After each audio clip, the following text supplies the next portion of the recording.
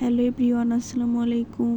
আমি আজকে আপনাদের মাঝে নিয়ে এসেছি আলু বেগুন দিয়ে রুই মাছের তরকারি।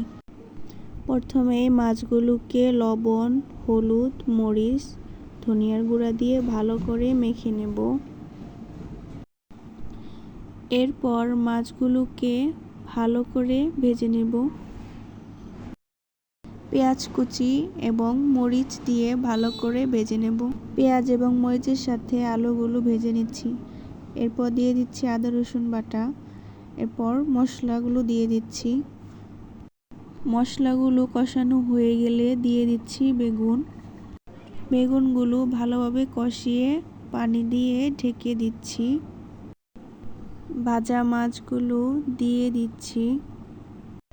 বলক উঠে গেলে ধনিয়া পাতা কুচি দিয়ে দিচ্ছি। হয়ে গেল আলু বেগুন দিয়ে রুই মাছের তরকারি। কেমন হয়েছে সবাই কমেন্ট করে জানাবেন।